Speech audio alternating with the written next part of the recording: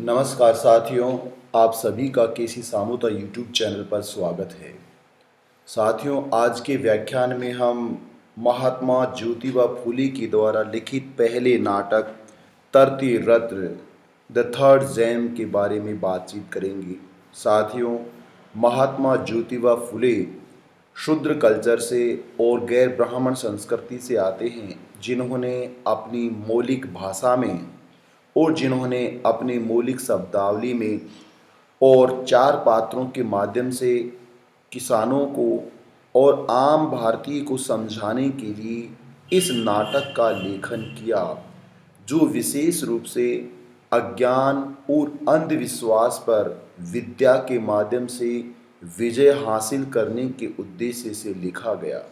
साथियों, फूले साहब बताते हैं कि जो अज्ञान का बोझ है, जो भय का बोझ है, जो डर का बोझ है, वो हमें पुरानी बेड़ियों में जकड़े हुए है और इसलिए हम इस डर की वजह से ही अपने घर से बेघर हो रहे हैं।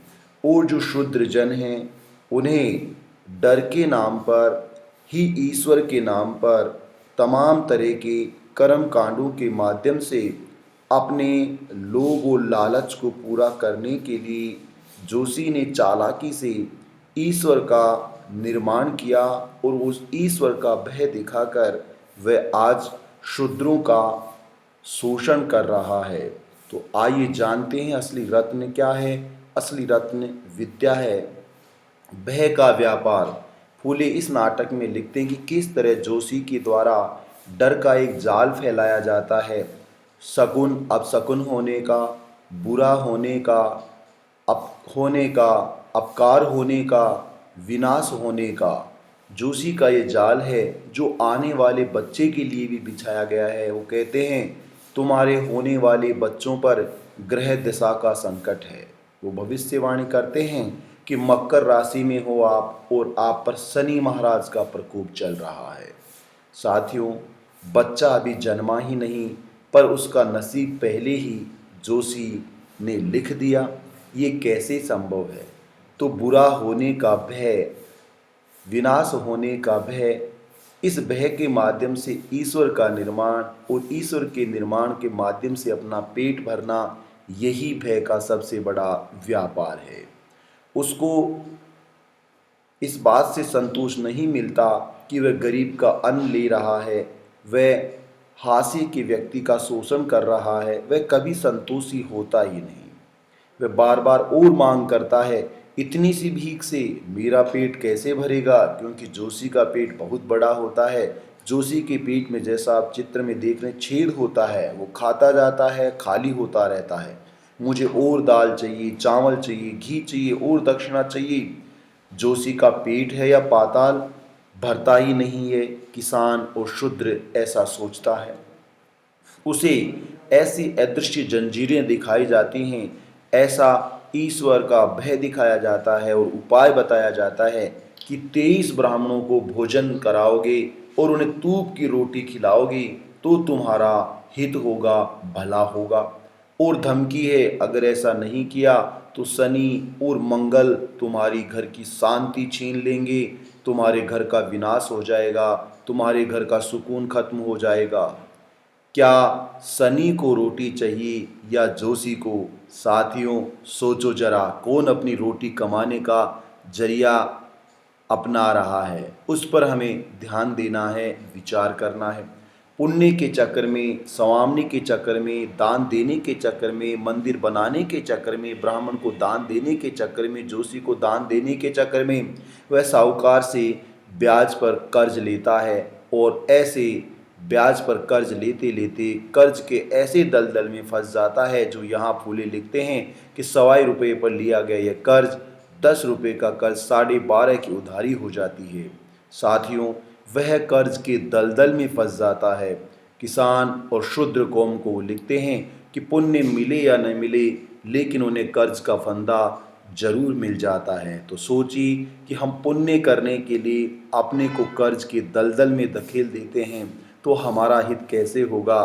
फूले इसी नाटक के माध्यम से, इसी भय को और इसी डर को बाहर निकालने की कोशिश कर रहा है और जो हमारा ज्ञान है उसे दूर करने की कोशिश कर रहे हैं। फूले लिखते हैं कि वो भीतर से सांठगांठ करते हैं। जो दामू एक पात्र है वो जप करता है, जो नाटक करता है वह योजना बनाता है कि 10 दिन का जप करेंगे और इनाम में हमें क्या मिलेगी, नई धोती मिलेगी।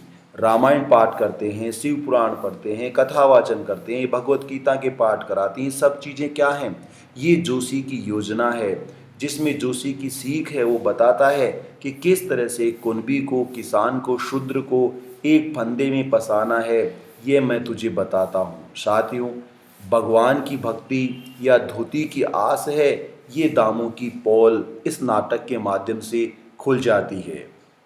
साथियों, एक तरफ जहां जोशी जी, पंडित जी तमाम तरह के पुण्य के नाम पर, ईश्वर को भोज देने के नाम पर, मध्यम के नाम पर, बिचौली और दलाल के नाम पर, पाखंडी के नाम पर अंदर बैठकर भोजन की दावत जीनते हैं और बाहर किसान धूप में बैठा, पुरोहित छाया में बैठा, प्रसाद के नाम पर किसान फेंका हुआ झूठा अन्न खा रहा है। खर्चा किसान का और दावत जोशी की। देखो हिंदू धर्म कैसा है, ऐसा वाहरे धर्म तेरी जय हो। तो पाखंड के भोजन के ऊपर तर्क का आगमन होता है। ये तीखा सवाल है, अच्छा ये पत्थर का देवता है या सच्चा ईश्वर है? पादरी का सवाल है, इस पत्थर को फोड़ने से डर क्यों लगता है? तर्क का आगमन होता है, अब आएगा असली मजा, तर्क के आगे अंधविश्वास क्या टिकेगा? कहने का मतलब वो कहते हैं कि इस मूर्ति में अगर ईश्वर है तो इस मूर्ति को अगर तोड़ा जाए तो ईश्वर क्या बचा लेगा? सत्य की कसौटी हमें जानना पड़ेगा, हमें तर्क करना पड़ेगा, हमें जोशी की वह योजना समझनी पड़ेगी जिसके माध्यम से वह बहुजनों का और शूद्रों का शोषण करता है। तर्क क्या है? अगर मूर्ति में भगवान है तो वह खुद को टूटने से क्यों नहीं बचा सकती? डर तुम्हारे पूर्वजों को डरा कर रखा गया था, इसीलिए इस डर के आगे, मूर्ति के पत्थर के आगे, निर्जीव के आगे, नॉन लिविंग के आगे तुम डरे हुए हो और अपनी मेहनत का सारा कमाया हुआ धन और दौलत मूर्ति के नाम पर जोशी को लुटा देते हो। पत्थर न बोलता है न पत्थर खाता है, फिर भी जोशी उसी के नाम पर खाए। पत्थर न बोले न खाए, फिर भी जोशी उसी के नाम पर खाए। साथियों, फूले साहब लिखते हैं कि इन सब से क्या आपकी आंखें खुली? हाँ, आपकी आंखें खोलने के लिए शोषण जिन लोगों का हो रहा है, शूद्रों का, बहुजनों का, SC ST OBC के लोगों का, हास्य के लोगों का और गुलाम लोगों का, उनकी आंखें खोलने के लिए लूट का पर्दाफाश वो इस नाटक के माध्यम से करते हैं। इतने दिन हम अंधे बनकर लुटते रहे हैं, अब हमें जानना चाहिए, अपनी आंखों को खोलना चाहिए। अपनी आंखों के आगे जो अज्ञान का पर्दा है, जो डर का पर्दा जोशी ने लगाया है, उस पर्दे को हमें हटाना होगा। पुरानी चाल शिक्षा न देकर उन्होंने हमें गुलाम बनाया। अब जब किसान जागता है तो जोशी का सिंहासन डोलता है। किसान को जागना ही होगा। हमारा असली दुश्मन कौन है? अज्ञान। हमें क्यों लूटा गया? क्योंकि हमारे पास तीसरा रत्न नहीं था, विद्या नहीं थी, ज्ञान नहीं था। यही कारण है कि शूद्रों को मनु ने शिक्षा देने से मना किया। अब तक चोर के हाथ में चाबी थी खजाने की, लेकिन अब तरती रत्न के बाद ताला टूट गया है। खजाना हमारा है, असली दुश्मन को हमें पराजित करना है। इसलिए उन्होंने विद्रोह का निर्णय लिया है। पति का ये प्रण है, अब मैं पत्थर को नहीं पूजूंगा, सत्य को जानूंगा। पति और पत्नी दोनों का साथ होना जरूरी है। पत्नी, चलो हम अब मूर्ख नहीं बनेंगे। इसलिए आपको पता है, ऐसा नहीं हो कि आप ज्ञान की बातें करें और पत्नी जोशी के पास बैठकर कथावाचक सुनती रहे, तो फिर घर में वही दरार होगी और कभी भी उत्थान नहीं होगा।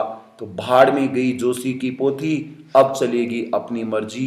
विद्रोह का ऐसा निर्णय हर किसान को, हर शूद्र को करना है, तब जाकर वो शोषण से बच सकते हैं और मुक्ति के मार्ग के लिए, जैसा ज्योतिबा फूले और सावित्रीबाई फूले ने किया, निःशुल्क विद्या के लिए जहाँ कोई भेदभाव नहीं, सत्य का एकमात्र रास्ता है।